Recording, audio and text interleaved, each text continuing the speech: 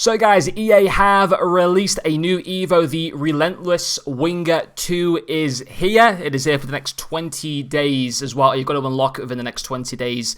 You'll have 27 days as of now to complete the Evo. It's good that we've been given a new one and also not behind a paywall. I think it's been over a week now since we've had the last Evo. So I was a bit surprised not to see two come today. I thought we would have seen one behind a paywall as well, but potentially that may well come tomorrow. But there's some really good options to be able to go with this. So what are the actual increases you can get with your cards? Well, you've got to go with a max 79 rated. The highest rating that you can possibly get out of this Evo is an 85 rated card. I'll show you some of the best options that you can go for, but ultimately just go with a player that you particularly like, that you want to upgrade over the whole course of the year. Or if you're running a themed team like I am with the full Italian team, I'm going to go with an Italian player and put them into this. They might not necessarily be the best player to be able to go for, but for my full Italian team, that's what I'm enjoying. And I think it's just a lot better if you go with a card that you're just going to enjoy a lot more, rather than a card that, yeah, right now you might take up to an 85 rating and it'll be good for the next few weeks, but then might not really be used in the team much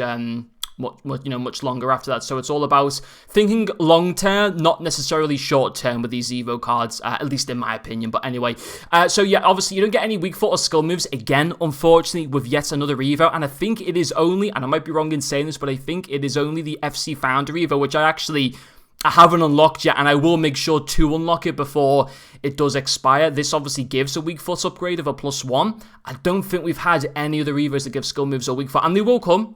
They definitely will come, but I'm surprised we haven't really had any since the very first one that we had in the game. But what you do get is two new playstyles, the Whipped Pass and the Relentless, both good ones to be able to have. It seems to be only two challenges, 2 levels to it. Seems to be pretty easy to complete. And they get some nice overall boosts, +3s and +4s, with obviously each level and a play style for each level as well, which is really good. So who are going to be your best options? Well, I picked out 5 of them. I think Doku's a good option. Obviously, his Team of the Week's absolutely insane. So if you can't afford the Team of the Week, because I imagine it's probably still quite expensive, you now have the option to do the Evo. It would take him to an 83 rated.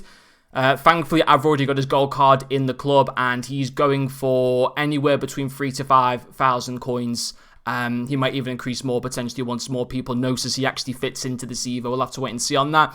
Julian Bailey's another really good option as well. He goes to that full 85 rated. He goes to like 94 pace, 89 dribbling, decent shooting and passing as well. The only thing that I don't like about him is the weak foot, which would obviously remain at a freestyle, which isn't great.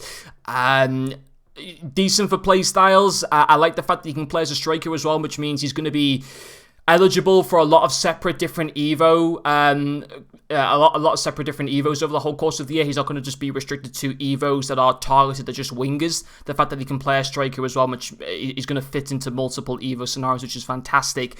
And that's maybe what you want to kind of consider if you're doing this Evo. Likewise with Bebu as well, because he can play as a centre forward or as a striker. The only problem, once more, it's the freestyle weak foot, which is obviously a massive shame. But he would go up to an 83 rated. His pace and dribbling and shooting would obviously upgrade very nicely. Fella as well would actually go up to the full 85 rated. She would go up to 95 pace, 84 shooting, 88 dribbling. She'd still be kind of low on the passing.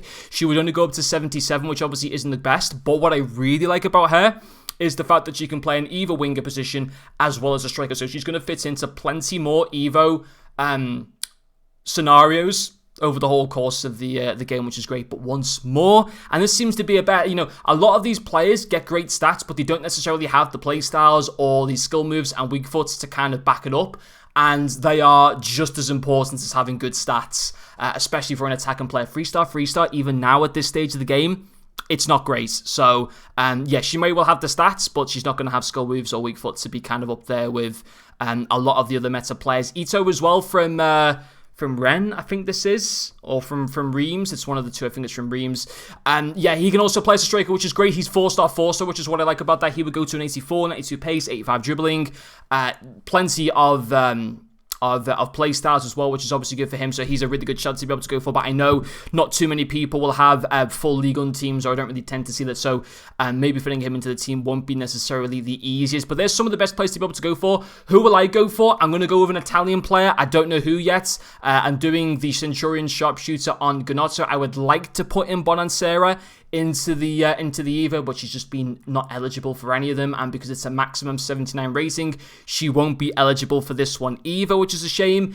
So I don't know who I'm gonna take, but obviously I won't just leave the Evo to expire, and I would say to anyone, don't just leave it to expire, just take anyone, even if they're not gonna get into your team at the moment, take them, because they may well then become eligible for other Evos that might come out in the subsequent weeks, and then you might sit there in 6 to 7 weeks time, and then you've got a card that will actually then fit into your team. So it's not necessarily about the short term with a lot of these cards, it's thinking long term with them and how insane they can eventually become over the next few weeks and into the next couple months. So ultimately, if you're running a themed team, just go with that. Just don't go with the players that become the most meta at the moment for the short term, because eventually you're not going to really care about that. You're going to want to think long term. And whilst these are good short term options, the best ones I probably would say, I just know that Doku's amazing in game, just going off what his inform's like to use, so I would advise him.